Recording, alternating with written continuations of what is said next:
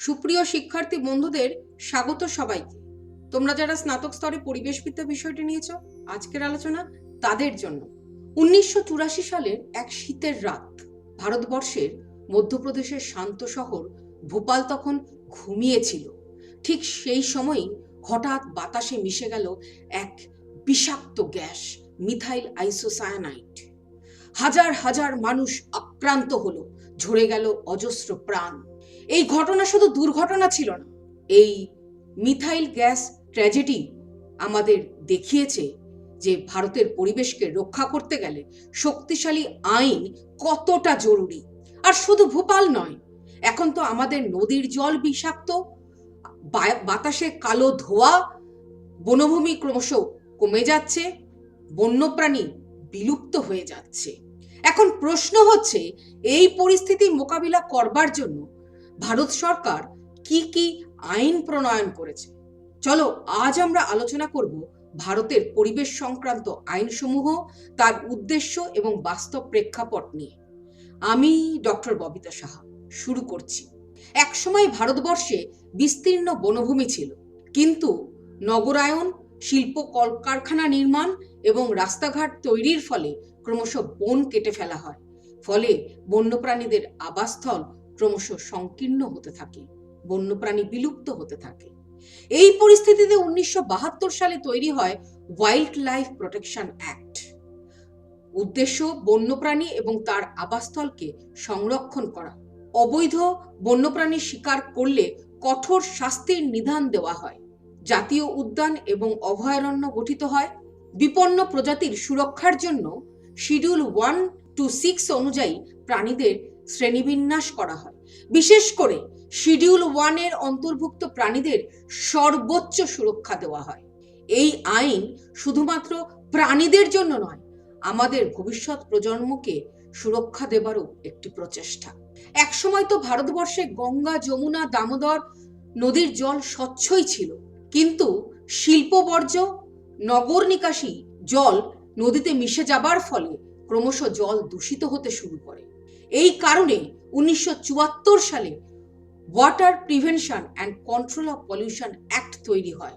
উদ্দেশ্য জল দূষণ প্রতিরোধ এবং নিয়ন্ত্রণ করা, শিল্প বর্জ্য নির্গমনকে নিয়ন্ত্রণ করা। এই আইনের অধীনে তৈরি হয় সেন্ট্রাল পলিউশন কন্ট্রোল বোর্ড এবং স্টেট পলিউশন কন্ট্রোল বোর্ড। শিল্প প্রতিষ্ঠানগুলিকে অনুমোদন ছাড়া বর্জ্য নির্গমন করতে নিষেধ করা হয়।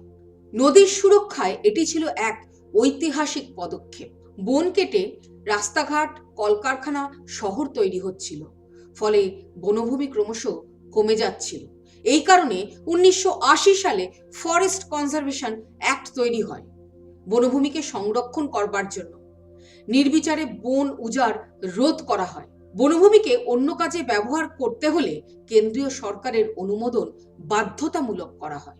এটি পরিবেশ রক্ষার ক্ষেত্রে এক শক্ত ভিত্তি তৈরি করে। শিল্পায়ন এবং যানবাহনের বৃদ্ধি শহরের আকাশকে কালো ধোঁয়ায় ভরিয়ে দিচ্ছিল, মানুষের নিঃশ্বাস নিতে কষ্ট হচ্ছিল। ঠিক এই পরিপ্রেক্ষিতে 1981 সালে তৈরি হয় air prevention and control of pollution act. উদ্দেশ্য বায়ু দূষণ নিয়ন্ত্রণ করা, বায়ুর মান বজায় রাখা, শিল্প এবং যানবাহনের নির্গমনকে নিয়ন্ত্রণ করে দূষণ কমানো। পলিউশন কন্ট্রোল বোর্ডকে দায়িত্ব দেওয়া হয় বায়ু দূষণ নিয়ন্ত্রণ করবার জন্য। বাতাসকে বাঁচাতে এই আইন ছিল বিশেষ গুরুত্বপূর্ণ। ভোপাল দুর্ঘটনার পর ভারত সরকার বুঝতে পারে আলাদা আলাদা আইনই যথেষ্ট নয়। ঠিক এই কারণে পরিবেশের সার্বিক সুরক্ষা এবং দূষণ নিয়ন্ত্রণ করবার জন্য 1986 সালে তৈরি হয় environment protection act.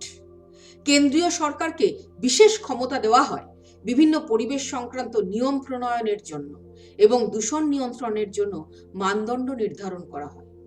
Environmental protection act একটি আমব্রেলা অ্যাক্ট, যা ভারতবর্ষের পরিবেশ সংক্রান্ত অন্যান্য আইনগুলির মেরুদণ্ড বলে চিহ্নিত হয়। ভারতবর্ষ পৃথিবীর অন্যতম জীব বৈচিত্র্যে সমৃদ্ধ দেশ, কিন্তু অনিয়ন্ত্রিত ব্যবহার এবং বিদেশে জেনেটিক সম্পদ পাচার হয়ে যাবার ফলে বিপদ ঘনিয়ে আসছিল। ঠিক এই কারণে 1902 সালে প্রণীত হয় biological diversity act. National biodiversity authority গঠন করা হয়, জীববৈচিত্র্য সংরক্ষণ করবার জন্য, জেনেটিক সম্পদের সুরক্ষা করবার জন্য, জীববৈচিত্র্যের ন্যায্য ব্যবহারের জন্য এবং স্থানীয় জনগোষ্ঠীর অধিকার রক্ষা করবার জন্য। আইন থাকলেও যদি দ্রুত বিচার না করা হয় তাহলে পরিবেশ রক্ষা করা সম্ভব হয় না। ঠিক এই কারণে 2010 সালে তৈরি হয় ন্যাশনাল গ্রিন ট্রাইব্যুনাল অ্যাক্ট। এই বিশেষ পরিবেশ আদালতকে দায়িত্ব দেওয়া হয় দ্রুত পরিবেশ সংক্রান্ত মামলাগুলির নিষ্পত্তিকরণ এবং ক্ষতিপূরণ নির্ধারণ করবার জন্য।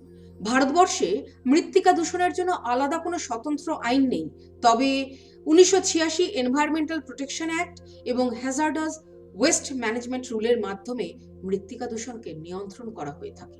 চলো এক ঝলকে দেখে নিই ভারতের প্রধান পরিবেশ সংক্রান্ত আইনসমূহ।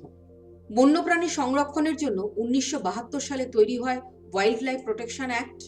জলদূষণ নিয়ন্ত্রণ করবার জন্য 1974 সালে তৈরি হয় ওয়াটার অ্যাক্ট। বন সংরক্ষণ করবার জন্য 1980 সালে তৈরি হয় ফরেস্ট কনজারভেশন অ্যাক্ট।